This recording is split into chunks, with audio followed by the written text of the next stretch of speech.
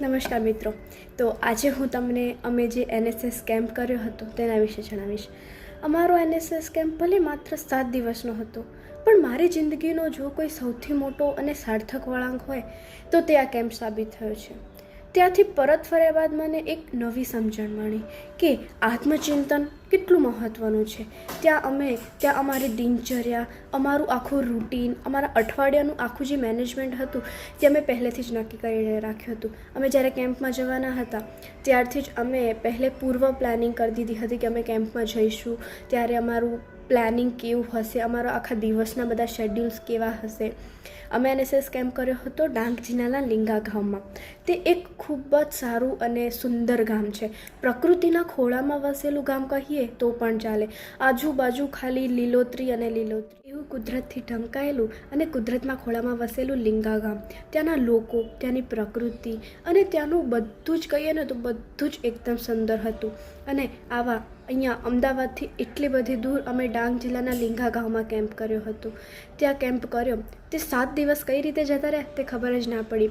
અમારે 7 દિવસના 7 અલગ અલગ કમિટી પ્રમાણે વહેંચ્યા હતા કે પહેલી અનુશાસન કમિટી હોય તો તેમનો પહેલો દિવસ, પછી સહાયતા કમિટીનો બીજો દિવસ, એવી રીતે અમે બધી કમિટીના એક દિવસ અમે પાઠવ્યા હતા એક કમિટીને. મેં તો અનુભવ્યું કે જીવન જીવવા માટે મોંઘી વસ્તુઓ નહીં પણ ખુલ્લા મનની જરૂર હોય છે. જ્યારે અમે કોઈ સુવિધા વગર રહેતા હતા ત્યારે શરૂઆતમાં તો થોડુંક અઘરું લાગતું હતું કે કઈ રીતે થશે, કઈ રીતે ફાવશે. અહીંયા નેટવર્ક પણ નહોતું, પણ ધીમે ધીમે સમજાયું કે આ જ અસલી જીવન છે. મારા જીવનનો સૌથી મોટો બદલાવ આવ્યો એ છે કે તે સંવેદનશીલતા, ત્યાંના લોકો, તેની સાથેની વાતો અને તેમની તકલીફો સમજતા આપણે એવું લાગે કે આપણી તો કોઈ તકલીફો જ નથી. તે કેવી રીતે, તેમના પાસે પૈસા હતા પણ તો પણ તે લોકો તેવા નાનકડા ઝૂંપડા જેવા ઘરમાં રહેતા હતા. ત્યાં જઈને અમને સુવિધાઓની અછત ખબર પડી કે આપણા પાસે કેટલી બધી સુવિધાઓ હોય છે તો પણ આપણે કહીએ છીએ કે મારા પાસે આ નથી, મારા પાસે આ નથી. પણ ત્યાંના લોકોને જોઈને અમને ઘણું બધું શીખવા મળ્યું. ત્યાં અમે કેમ્પમાં ઘણી જ બધી નવી પ્રવૃત્તિઓ કરી. અમે મંદિરે જઈને ગેમ રમી, ડિબેટ કરી, પછી રમતો રમી અને ખૂબ જ મજા આવી ગઈ. ત્યાં અમે સાચો આત્મવિશ્વાસ કેળવ્યો.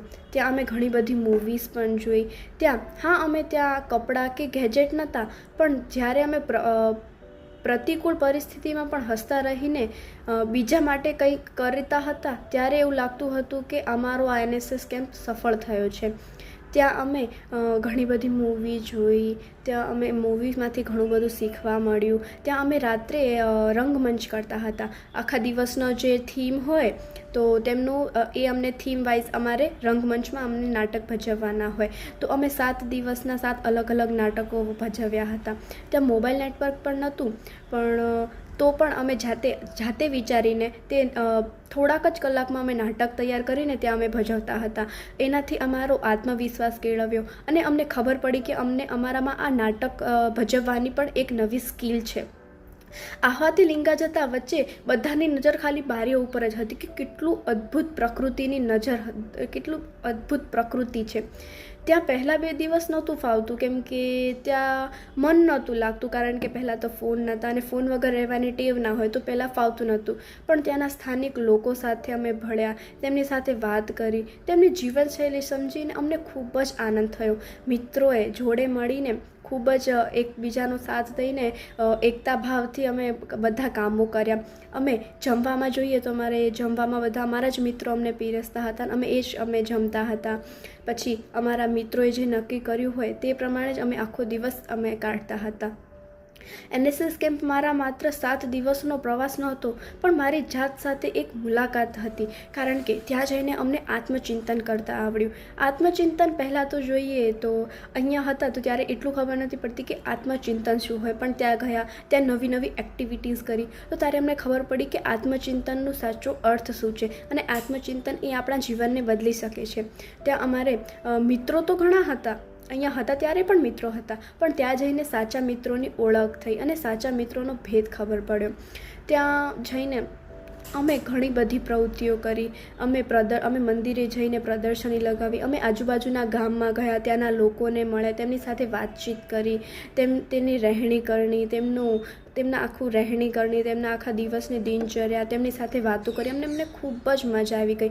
હા, તે અમારી ભાષા સમજતા નહોતા કારણ કે તે ડાંગની ત્યાંની પ્રાદેશિક ભાષા ડાંગી ભાષા બોલતા હતા, પણ અમે જે બોલીએ, અમે જે કહેવા માગીએ તે સમજી જતા હતા અને તે અમારી સાથે ખૂબ જ આત્મીયતાથી વાત કરતા હતા. ત્યાં નેટવર્ક તો જરા પણ નહોતું, પણ માણસ વચ્ચે ખૂબ જ આત્મીયતા હતી અને ખૂબ જ પ્રેમ હતો. ત્યાં જઈને અમને સાચા અર્થે માનવીયનો અર્થ સમજાયો કે સાચા અર્થે માનવી કેવો હોવો જોઈએ. અને અમે આજુબાજુના ગામમાં ફર્યા, આજુબાજુની જગ્યાએ ગયા, પાંડવ ગુફા ગયા અને ઘણી બધી એવી નવી જગ્યાએ ફર્યા અને પ્રકૃતિના ખોળામાં અમે 7 દિવસો ગુજાર્યા. તે 7 દિવસો કેવી રીતે જતા રહ્યા તે અમને ખબર જ ના પડી. તો આ એક અમારો સુંદર મજાનો એક પ્રવાસ કહીએ કે NSS કેમ્પ કહીએ, કેમ કે NSS કેમ્પ એ કેમ્પ જેવો જ નહોતો લાગતું, તે અમારા જીવનની આખી દિશા બદલી નાખી હતી. છેલ્લે હું એટલું કહું તો ત્યાં દિવસો ભલે ઓછા હતા, પણ જિંદગી જોવાની નવી દ્રષ્ટિ મળી. પુસ્તકોમાં ના મળે તેવી આત્મચિંતનની પાઠશાળા અમને ત્યાં શીખવા મળી.